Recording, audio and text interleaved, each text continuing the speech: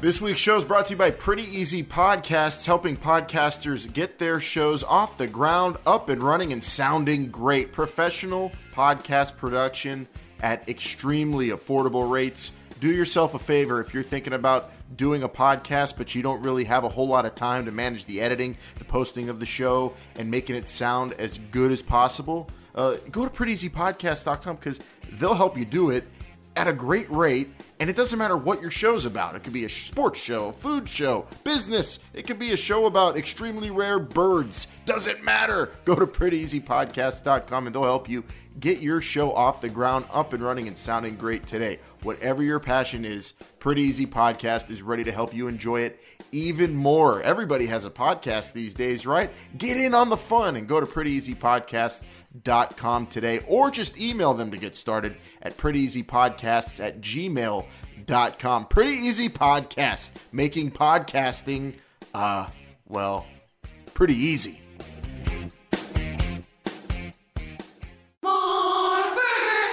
This is the future. This is not the past.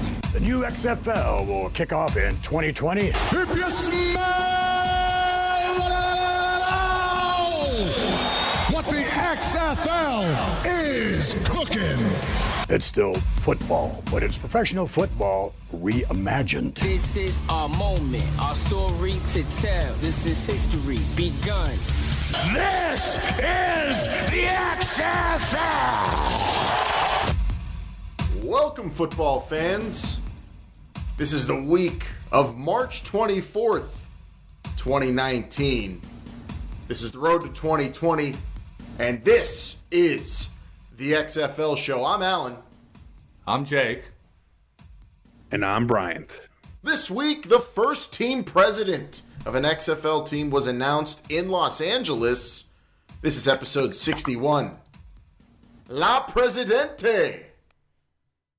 Welcome to the show, everybody. Another week on the road to 2020. Another week closer to the Spring League, which I'm super jacked for. We're going to talk about a little bit more in detail today. Get you ready for that. Those games will be televised or streamed at least. And I can feel it. But also we got big news, and we're ahead of the game now. Bryant, you and me as LA XFL fans, we got our president. We don't have a coach, but we all know that the presidents are who win the championship. So let's crown ourselves. We're the champs. We are the champions. Right? Can we just start now? No, look at the hockey reference, right? It goes owner, president on the Stanley Cup. That's how you win championships, by naming people like the LA Extreme, or I'm sorry, whoops. Let's jump the gun there. The XFL Los Angeles team named this week. We have the advantage over everyone, if you ask me. Yes, we, by the way. We, the LA XFL team. Well, maybe not. We don't have a coach yet, but did get a president, and we're going to talk about her. Her name, well, it is former LAFC Executive Vice President and General Counsel Heather Brooks Karatz, and she is now in charge of the business end of XFL L.A. Yes, XFL teams will have team presidents, Jake, who will be managing the business side of the football team. We all know the head coach, general managers, all football operations. The structure of these teams is set, and the people are now being hired. Your initial thoughts when you heard a team president was announced before the coach in L.A.? Yeah, I don't think that's.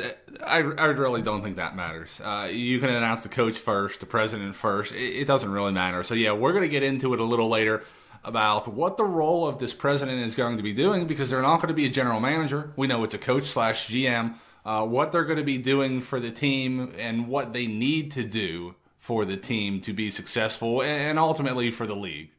And we are going to also discuss what we would do if we were the team presidents. And we're going to talk about that a little bit later. That'll be in the hot read. At XFL Show is where you can follow along with us. Follow us at Twitter, or on Twitter, on Instagram, on Facebook. Those are the social medias everyone's still using, right, Brian? I'm just double checking. I'm trying to keep track here. There's a lot going on. WhatsApp is a big one now, but I haven't explored. Are we on WhatsApp? We might get it. Well, no, we're not going to get a WhatsApp. You know what we have is a Patreon. We do have a Patreon, and we love our gentle patrons who are giving to the show and helping us, making it easy on us to provide more content. We're doing an XFL bonus show coming up this week, Bryant, that I think right off the top here, you need to remind people they could vote on what that topic will be for the extra XFL show for the month of March. That's right, Alan. If you head over to our Patreon right now, that's patreon.com/this is the XFL show. You'll be able to vote for our bonus episode for the month of March. We got some great topics out there. One of them we might have to nix because we didn't get the complete list. We'd only be able to get through 4 of them. But right now you can actually vote on if you want us to break down the top coaches in the XFL, which ones we think are the top. We have a deep dive into Oliver Luck as well, just the history of him as commissioner. And something we haven't done yet that I've been wanting to do, Jake, I think you've talked about it too, is ranking the 8 XFL cities from best to worst. That might be a topic, that many people want us to cover. Or do we decide who are the best 8 QBs for the league? I mean, we kind of touched on who we think they wanted, but now we have some more details, so we could probably go into that. So go over there right now. It's a free vote. It's on patreon.com/this is the XFL show. Yeah, I mean, I don't want to sway the voters, but there's definitely some topics on there that I'm more passionate about than others. So we're going to have to see what the fans want to vote. I don't think we're on a Rumbler account. Or are No. we? Brian, do you miss that conversation? We'll chat you up later about that. Yeah, Rumblers aren't real. It's not a Tinder for fighting. That's not a real thing, Jake. I know you've just discovered social media. That's not one of the accounts you need to start. But that poll it's up there for everybody. Even if you're not a patron, you could vote on the poll topic. And if you give to the Patreon, you'll be able to listen to that bonus show, which will be coming to you next week. And we love doing it. Of course, we do the Everything Else football show. That this is not the XFL show, which we had a ton of fun doing earlier this week. But now let's get into This Is the XFL show. Let's get into the XFL stuff here. And real quick, stemming from the last couple of shows and also interviews that we're hearing, Doug Whaley do and Oliver Luck do as they get ready for the spring league. And, they're kind of just guiding us along as we kind of have a lull between coaches being announced, Bryant. We had an interesting message sent to us from our good friend Mike Mitchell from the XFL board, and he's kind of frustrated. He told us he's frustrated that a lot of the questions Oliver Luck is getting, especially, seem to be the same questions. If you're following Oliver Luck like we do, or any fan of the XFL might be doing right now, you might have noticed that when he does media interviews, the people that are asking him the questions, I mean, they probably just aren't listening to his other interviews, so they're asking the same questions in each interview, and we have to kind of sift through those when we're listening to him and try to get to some new stuff from Oliver Luck, and I'm sure he's enjoying his time, but probably wants to talk about something other than why he took the job. I mean, he's already in the job. Let's look ahead.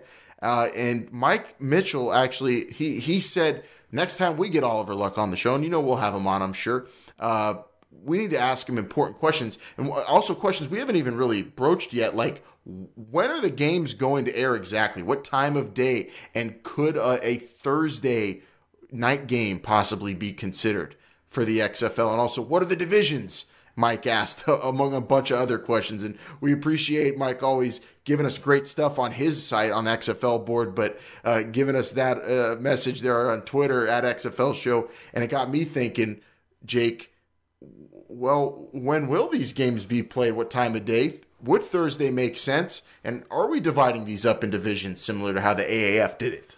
Well, I think all those questions, the answers to all those questions are maybe. Right now, that's as close as I'm going to give to you. Going back to the question about why maybe a lot of these questions are repeats, why there's a lot of softballs, I don't think you're going to get these answers yet. If they wanted us to know what the divisions are going to be, then they would let us know. If you're going to have a reporter or somebody asking questions, Mr. Luck, can you tell me right now what the team colors and the logo is going to be for the DC club? He's not going to tell you that stuff right now. He's not, but they've been very transparent, and they give you a glimpse into what the thought process is, at least, or they let you know the timeline or the time frame they're thinking about making these announcements. Oliver Luck's been open. I just don't think people are asking him the questions at all. They're kind of dancing around it, afraid to ask those. I mean, perhaps they are a little intimidated. Perhaps they don't. He's such a nice guy. Maybe they don't. Maybe they're thinking they don't want to ask something so specific, and the question does not get answered, and they think they're not going to have any more media time with them. I don't know, but I think we are getting pretty specific right here. So I see it right now. The only alternative to not asking the same questions and getting the same answers are simply ask different questions or stop doing interviews, which we definitely do not want that. No, I'm more Oliver Luck, and if we have him on the show, Bryant, we're going to get as specific as we possibly can, and we're going to have fun with it. And we know that Oliver Luck is always going to be as open as he can be when it comes to new information regarding the league. Well, it just helps to understand where the league is going right now, or where they're at. I think a lot of these interviewers, they hear tidbits here and there. I mean, we've been covering this show, and I don't mean to pat us in the back too much, but we have been covering this show, the league, from day one, and so we're yearning for answers to questions that we've been having, since last February.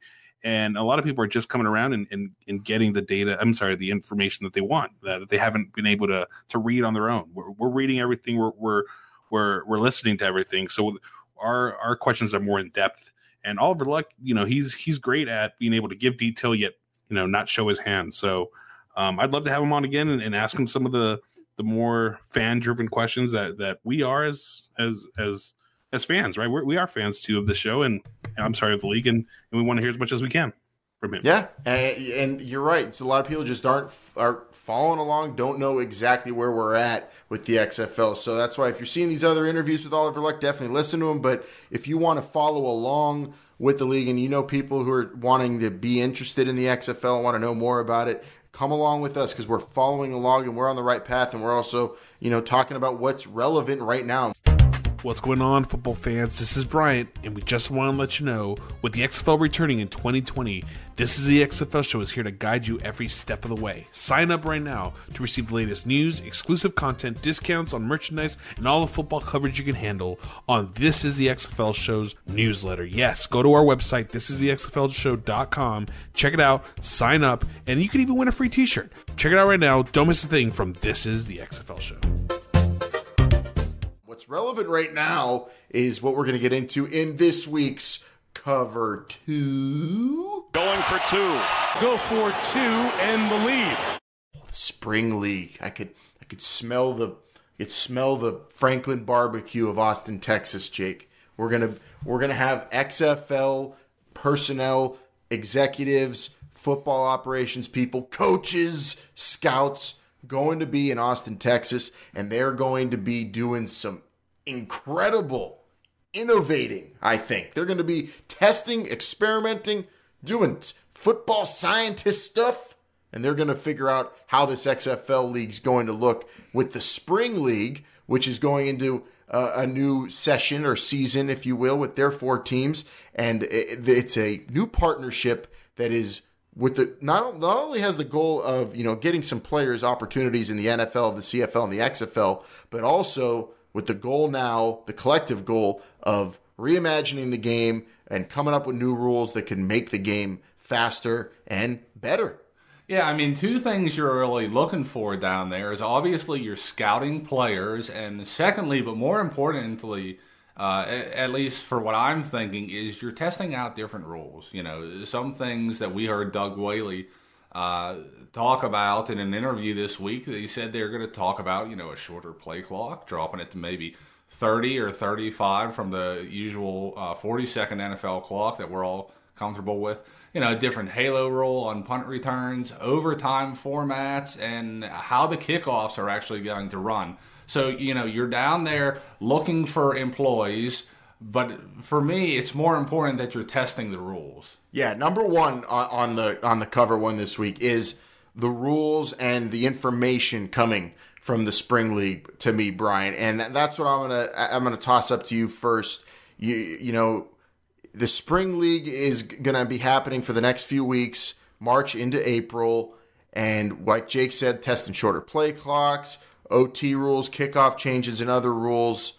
What are your biggest questions and concerns going into the Spring League? What information do you want coming out of this interesting partnership the XFL has with the Spring League?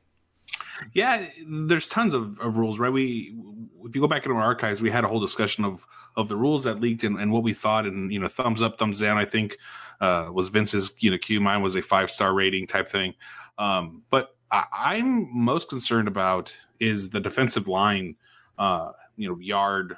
What do you call that? A halo? I really that don't buffer know. zone like the CFL we talked about. Yeah, I'd be interested to see that. And see how. The AAF has their own version of how to protect the offensive line and help them by only allowing 5 rushers and only 1 blitzing rusher per play. Do you think that rule is to protect the O-line because, safety concerns, or just because they know their O-line, the O-lines in the AAF are just not good? Well, I think you got to look at it by position, right? So if you look at on offense, what's the most depleted position? It's wide receiver, right? A team could have 6 wide receivers on their team. So, 6 times 32 is whatever it is. Same thing with offensive linemen, right? You have 10 offensive linemen at any given time on a team. That's 320 offensive linemen in the NFL. So your availability is low. And so I think that's what they did. They're trying to protect the O linemen who, it's not easy being an offensive lineman. You're big men who have to move fast. And that's not it's one of the most rare things in sports. So I think that's why it's in there, and I assume that's why the XFL is going to want to at least test it and see if that's something they want to do to help. Because if your quarterback can't make a play, then the quality of the play goes down. So we know that's what it's all about. Coming out of the spring league is improving the quality of the play, Jake. So Bryant's going down into the trenches. That's what he's worried about with the spring league. What information are you concerned about? What questions do you have about the spring league and the XFL? We were talking about the different things they're looking at. Overtime formats, really, I'm okay with any overtime format. I mean, I know a lot of people despised the old NFL rule about first team that scored 1. I feel like if you don't want to lose the game, then stop the other team. So overtime, I'm fine with just about everything. Shorter play clock, 5 seconds, is it really going to make that much of a difference? I don't think it is in the long run, and if everybody's going to have, be mic'd up in their helmets, then that's not really going to matter. That's not going to matter. Kickoff rules, I don't know what else you could change about that. So, I think I'm very interested in the kickoff rule because there's. I mean, how many variations are we going to have here, though? I think a very different variation. It's something that Oliver Luck has said they are not going to get rid of in this game, but they're making it safe. When you're talking about 1 yard. Running, starting. I don't even know what he was talking about. I think he's saying people start 5 yards apart rather than 60 yards apart or whatever it may be. I am very interested in the kickoff because the AAF, although it almost seems seamless to where the kickoff is not necessary, it's missing. And Jake, you want to pay kickers less because they're not kicking in as much, so you gotta give them some money here. You don't want to take the kickoff away. So I'm very interested to make sure that Oliver Luck wants to keep the foot in football. And he does. We know that.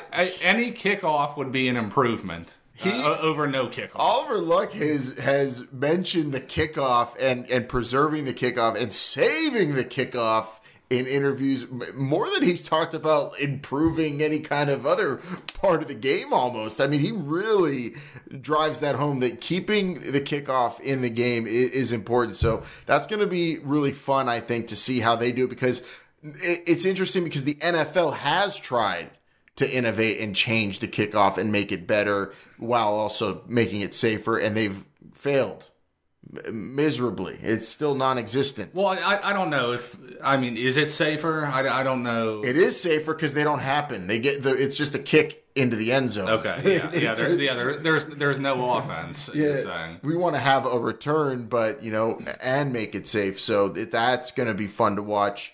What's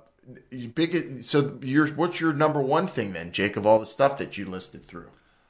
I mean, if I got to pick something, or is it something maybe not that you didn't say? It's probably something that I did not say that we did not hear in an interview. But if I had to pick one, I would. I said I'm fine with basically any overtime, but I would like to know which overtime format they're going to go with.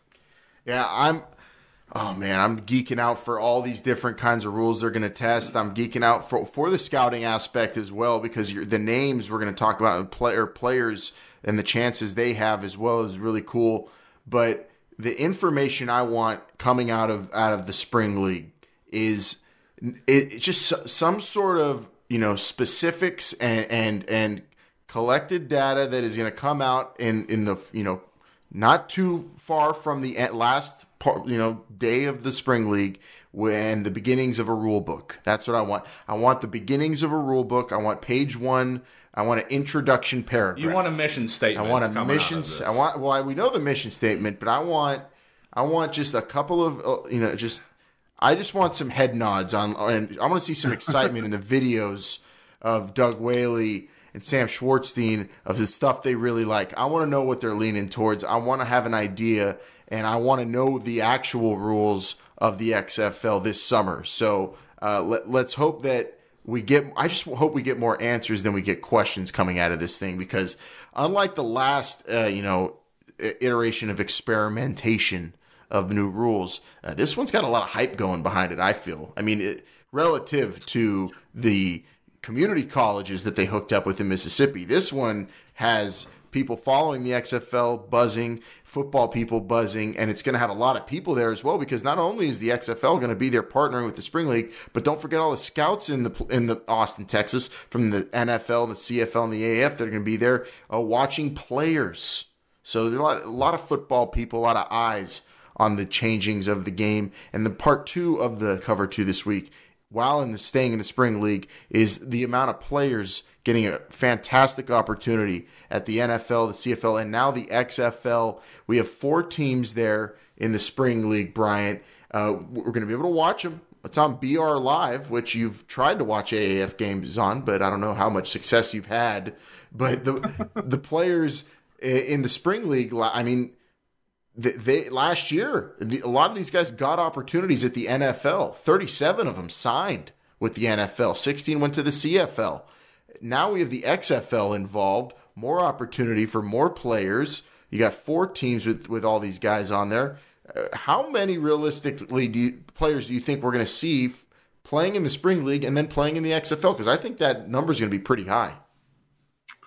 I don't know the contract status of those players in the Spring League, if they're just there for this iteration of the Spring League, or if they're contractually obligated for a couple of years. This thing is a total scout. This is almost like a combine. I mean, these guys are there to audition for pro leagues. This is what it's for. So, then I think that number is going to be really high at that point, because I would assume that we're going to see a lot of these players, maybe not so much the marquee players, quarterbacks and key running backs, things like that, but I think a lot of the offensive linemen, the defensive linemen, cornerbacks, things like that, players like that are going to definitely be scouted. I mean, especially if they're playing with XFL rules. If one shines in a rule, and as long as the NFL doesn't come a-calling, why wouldn't he go over to the XFL if he's already got some kind of practice, on his belt? Yeah, you're going to see guys make it to combines to training camps in the NFL from the Spring League, but then they'll probably have to, figure out they're going to not probably get any playing time or not make the big club. So the XFL will be the next thing, and a lot of these guys will probably go straight to the XFL. I think you're going to see some T1s and T2s come out of this thing, especially for the XFL, Jake. Yeah, I mean, I think we saw a stat there, at least last year's Spring League, about a third of all the players that participated were invited to an NFL or a CFL camp. So, 1 out of 3 ain't bad, and you're adding the XFL into there now. So, yeah, I mean, you're definitely going to have a lot of guy invited, to brighter pastures. Yeah, you almost now with the XFL thrown in there and the AAF too, guys playing in the Spring League, you have to be pretty terrible showing to not get an invite or a shot at some kind of camp, right? Just to step on another football field. This is a huge opportunity. So I'm really excited. We did see notable players have played in the Spring League. Guys like Ahmad Bradshaw and Johnny Manziel just last year, Bryant. So we could see some names we even recognize coming up in the Spring League. Maybe the future XFL MVP. Are you willing to put money on that right now? I'm not too much of a betting man myself. But you do. I don't know about that. You do the betting guide for the AAF games every week on our Patreon. Maybe. You know what? So you're saying do So is the player? So are you giving me the two options? Is the MVP going to come from the spring league or anywhere else? The question is the XFL MVP for 2020 playing in this year's spring league? No. Save that audio right there. Clip that. You're taking the field. He's taking the field. Tiger versus the field, you take the field. It's always a smart bet for sure. But when we get the XFL MVP and he was a spring league player and then we have them on as a guest on the show, we're going to play that clip when we introduce them, and then you're going to have to answer. Why am I the only one who's saying it? Why am I the only one who's making that prediction? Because I'm throwing you under the bus before you could do it to me. That's how it's working. And what if Ben Roethlisberger shows up to the spring league and decides that he wants to play in the XFL? Like, that's not fair. I don't know who's actually going to be there. Look, there's going to be tons of talent there, and it's going to be a great opportunity for all those players and for the XFL. And that's probably why they partnered with this league. They're probably getting first access to all these players. They have been for a few weeks now. So that's smart. You get into these players' ears early, so that way, if they're contemplating going to the NFL or not, they don't want to get stuck on a practice squad. I guarantee they don't want to get stuck on a practice squad. They want to go to the XFL. And also remember, this is, from what I remember, and correct me if I'm wrong, this is practice 2 for the XFL. There's a third one that's supposedly happening somewhere down the line. Am I correct on that? I'm sure we're going to get another experimentation. I don't know if it's going to be with as much pomp and circumstances we're getting here in the spring league. This is almost like a football convention, a convergence of scouts and XFL people, spring league people, players looking for a shot at pro football. It's a beautiful thing in Austin, Texas, and check it out at thespringleague.com. You can see they have player bios there too if you want to learn more about them. And of course, the games are going to be on Bleacher Report Live, BR Live. We'll stream the games. I know I'll be watching, and I know I'm super jacked, super geeked, super nerdy about this spring league because of, well, it's kind of like a nerdy football lab. And if you're a football fan, why wouldn't you love that? Especially in the months where there's no NFL.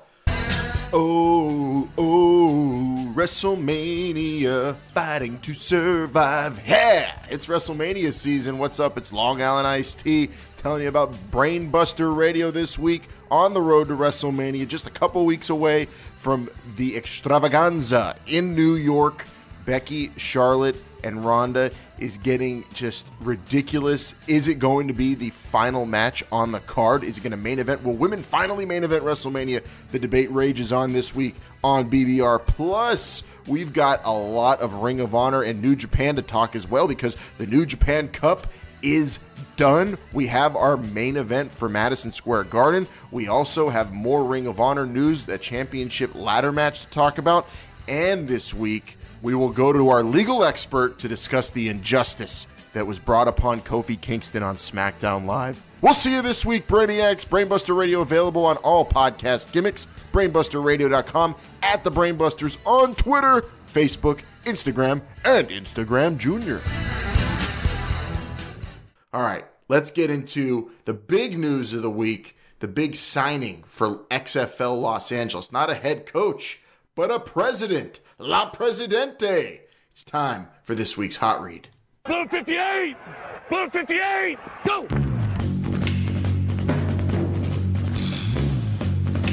Hey, Ric Flair! Ric Flair! Pepper, Flip, Caliber. O-Town, Happy, Jolly, Drop, Buster, Boomer, Tiger! I think he's got a hound too, Rodney, I think. B-19! B-19 is fucking! Hey, Seattle! Ryan! Orange 83! Omaha!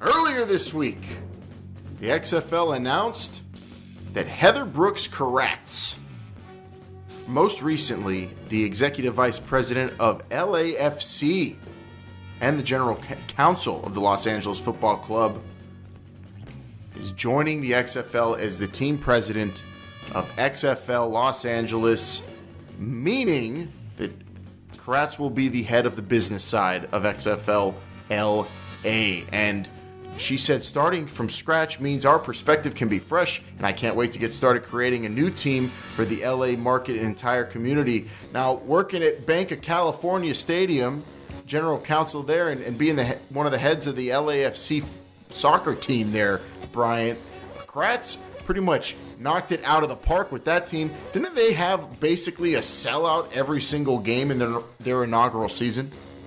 Oh yeah, it wasn't just a sellout. I mean, this crowd was the noise. I mean, you could hear it from Carson. Yeah, that's how much this stadium was rocking in the heart of Los Angeles. It was an atmosphere that I would dare challenge with most any other MLS stadium and some NFL stadiums for that matter as well. Wow. See, you got a packed house. You got a crowd enthusiastic about soccer in Los Angeles. Now, of course, that's a market where it's a little bit easier to do it. We're all very impressed with what Atlanta did in the MLS as well. Soccer's, growing in popularity in the United States, but still, pro football and the sport of American football, Jake, is king. Now Karatz is jumping over to the king of sports, and is she going to have an easier job than she did with the LAFC? Well, I mean, football still is the top dog, but it is going to be a challenge, I believe, to inform people and get them excited about a football league that does not have the initials NFL in front of it. So I mean, it sounds like she's gonna, maybe it's pronounced Karatz. That sounds a little more elegant. I don't know if Karatz, Karatz. Either it's Karatz. If it's well, I mean, sound it out. If it's phonetically, if it's Karatz, then Karatz are good for you, and I think this is a good signing for XFL L.A. because you have someone who has experience putting butts in seats, getting people enthusiastic and excited about a sports franchise. And the XFL basically laid out her responsibilities in the press release, saying fan engagement, the business operations, corporate sponsorships, marketing, community relations, game day experience, all of that falls under Heather Brooks Karatz. And that's a lot. That is a lot she's in charge of, but also a lot she's experienced with. She's got the law background. They've hired a lawyer. Are you surprised, Brian, at the type of person they hired to be one of these team presidents, the first team president of a team in the XFL? Well, when you say type of person, I'm a little. Look, her experience alone speaks for herself, right? She's done this with LAFC, maybe as a vice president, not a president. Yeah, are you surprised it's a lawyer instead of someone who was a general manager or involved in the signings of players or any of that? I mean, this is strictly business side. The way it's structured in the XFL, it is a total split. You have the coach who is all the football stuff and general manager, and the president who is all the money and business stuff. It's pretty clear cut and I think easy to define. Yeah, and I think what you want is someone who's good in business, and lawyers understand many aspects of what you can and cannot do that many people don't. And so having a lawyer in the front office, having somebody that can understand what a budget and how to make money and how to make fans engaged, and also have that experience in the sports world, I mean, that's a win-win for LA and for the XFL. I think there's going to be a lot of people that are excited for the XFL. There's going to be a lot of people that remember the XFL, especially in LA, because of the championship that I think Karatz is going to be able to expose, or at least hope, expose all that those fans and hopefully get them back in here for 2020. I mean, Brian, to me, it sounds like she's almost going to have to, be, shaking hands and kissing babies, also playing a PTA mom role out there, looking for sponsorships, spreading goodwill. Do you think the fact that, LA, they're the only champions of the XFL, do you think that's going to help her? Is that going to be an easier sell, or is just the population of Los Angeles going to aid in an easier sell, just because of how many people are out there? Well, I mean, the episode where we talked about the 8 XFL cities once they were announced was called Big City Football, right? That's what the XFL wanted. They wanted big cities. That's an advantage that she's going to have. That's an advantage that the XFL is going to have in most of their markets, is that they are heavily populated. People love football there. We talk about how the Rams don't draw or the Chargers don't draw, but it doesn't mean that people here don't love football. They've had 22 years to find their other teams. Now they're going to be able to kind of hone that love and passion of football to one team, and I think that's what she has to do. And also what it means is, you bring up the population, more opportunities, more people, more corporate sponsorship opportunities, more businesses. But none of that means a damn if you don't put in the effort, if you don't, boots to the ground, hype people up. She's going to have to go out there and be a hype woman. Karatz, every team president, you have to go out there and do the work. The Rams and the Chargers, they don't care. They say we're NFL teams. We're not going to worry about fan engagement. They're going to come here because we're NFL teams, or if we win, they'll come. That's all they care about in the NFL. It's a different game for the team presidents in the XFL. This is going to take effort. It's going to take a lot of sweat from all the team presidents hired, even in a city like Los Angeles where there is a lot of opportunity, and you hire someone who has done that for a league that's similar in that regard, the MLS, for a team LAFC, and killed it by getting people hyped up for that new franchise. I think this, if you take her resume and the job that that is facing her and define it that way, this is a hell of a signing, a hell of a hire for the XFL in Los Angeles. And this isn't a political type thing, right? I don't think Karatz is going to be out there doing the duty, the heavy lifting, right? She's not going to be out there, like Jake said, kissing babies and shaking hands. She's gonna.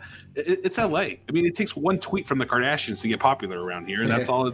And I'm not saying that they should do that, but it doesn't take much out here. A Magic Johnson sighting, things like that. There's tons that can happen out here in Los Angeles, and she did a great job with the LAFC. I will tell you this, and I'm in LA. I didn't even know that the LAFC franchise was starting until it actually started. And look at how popular they were. The disadvantage of the XFL right now is that they're going to be playing in Carson and not Los Angeles. It's about a 20 mile trek. About depending on what time of the day you go out there, it could be anywhere from 20 minutes to 2 hours. But it's an interesting hire only because they haven't announced their coach. There's no team logo, no anything like that. So what is she going to be able to work with in the present? Because 2020 is, 11 months away. It's not that much time. Yeah, that is an interesting thing you bring up, though. There is no coach there for her to sell, right? If you're the XFL Dallas president, you go around, you try to get a local bank or a local, some local business or a national business involved with your franchise. You tell them I have Bob Stoops coaching my team, and in a league where it's a college-style structure and the coach is, the face of the team and making all those important football decisions, that is important in helping the team president. So hopefully the XFL L.A. team gets a head coach announced pretty soon, Jake, because that'll help Karatz and all these team presidents knowing who their partner is on the football side of things. Yeah, I think it's going to be a lot easier to make that sell if you've got business cards that say LA Extreme on it rather than just to be announced Los Angeles team name too. Football team. So I mean maybe we should be looking for LA to have their next coach being announced soon because of this, or maybe we're just going to get more presidents. But yeah, I mean that's a good point. You got to sell your team. And it's going to be a lot easier, a lot more, alluring to businesses and fans if they actually have more concrete details. Yeah, if you go on Shark Tank with a prototype, they're not going to buy your product, right? But if you go there with some validity, show me your margins, show me your head coach, some facts. What was last year's sales? A little easier. Look, I'm not going to say whether she has, a coach or players or a team name or colors or anything like that. She's at a disadvantage, right? She is, and not just, just in general. This is going to be a hard sell for all 8 teams. It is, but also you got to take into account this is someone with the background and the experience. Heather Brooks Karatz, you think her Rolodex is super fat and full of names and people who are ready? Rolodex. What do we call them now? iPhones? Phones. Yeah. Well, fat phone. She knows a lot of people. I'm sure of it. She knows people that are high up in in the corporate world. She knows people who are going to help her sell tickets, and she has ideas of a way to engage fans as well. So it's all about the person you hire, is not just the product, but the person who's pushing it as well. And is basically these are like 8 salespeople they're hiring. Yeah, and Brian, I just got the perfect idea for your wedding gift, so I want you to act surprised whenever you're opening it. Okay.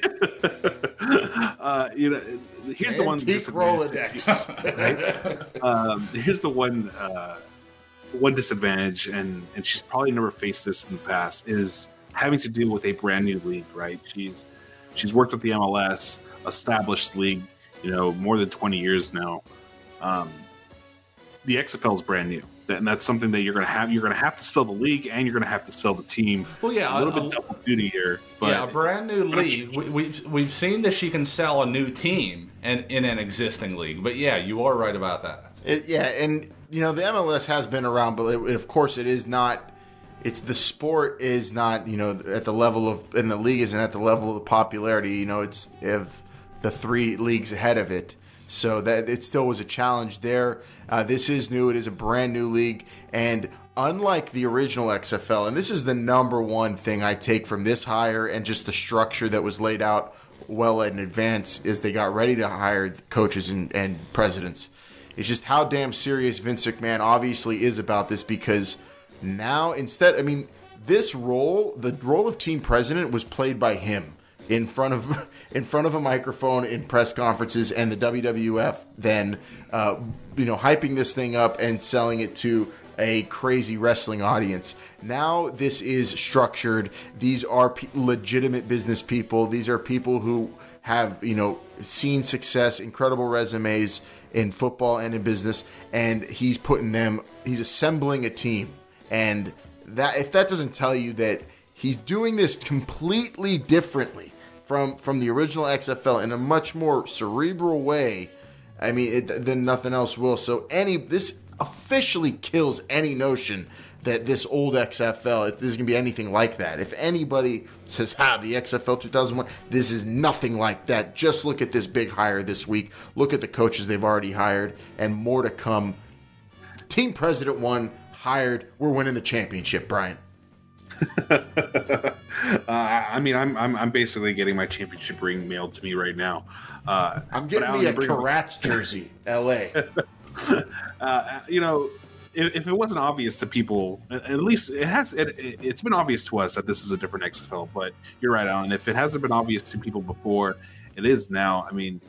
People are coming here for the opportunity to pad their stats, right? To add to their resume. And Karatz is putting her reputation on the line by leaving an established league, an established team to the XFL in the hopes that it becomes something great. And that's a great sign for the league that these people are willing to do these. Because I can tell you right now, and you know how I love to do this, but I have no idea who team presidents are, or even if they have any in the AAF. It seems like the marketing was not looked at. And that's something that's huge for the XFL, and that's how they're going to get long-term success, I think. Local fan engagement, becoming a part of the local community, and they do have those in the AAF. I think 2 of them left or something in the Birmingham team this week too. So that it's a tough thing to do in a new league, but cool to see Heather Brooks Karatz, or Karatz, Jake, rise to the occasion and say, "Let's rock" to Vince McMahon and all of her luck.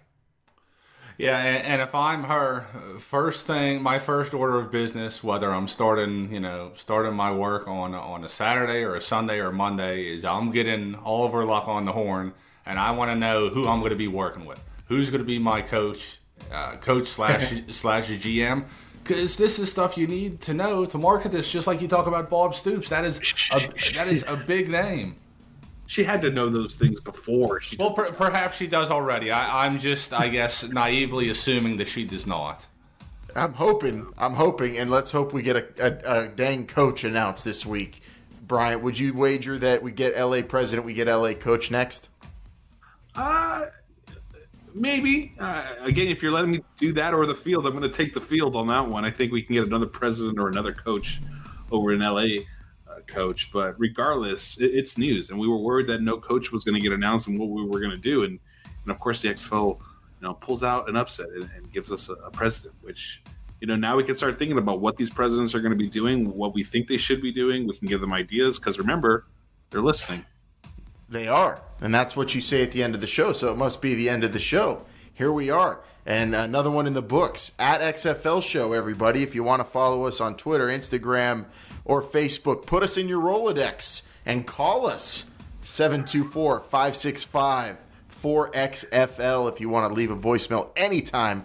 That phone line is open all the time, 365, 24/7 for you. What are you laughing at? I just thought about the fact that Jim Zorn definitely has a Rolodex. They're not extinct yet. Hip, hip, hooray. All right. Well, I'm going to go look for my Heather Brooks Karatz jersey, XFL L.A. extra large, Jake, if you're looking to get me an early birthday gift. And we'll be back next week. Don't forget to vote on that poll question for the Patreon. The bonus show is coming up there. Thanks to all of our patrons who are giving to the show, helping us do even more awesome XFL content, give you more XFL content, more football talk. And we are not going to stop anytime soon. It's the road to 2020, y'all. Let's get it. For Jake, for Brian, I'm Alan. We'll see you next time. This is the XFL Show. Remember, they're listening.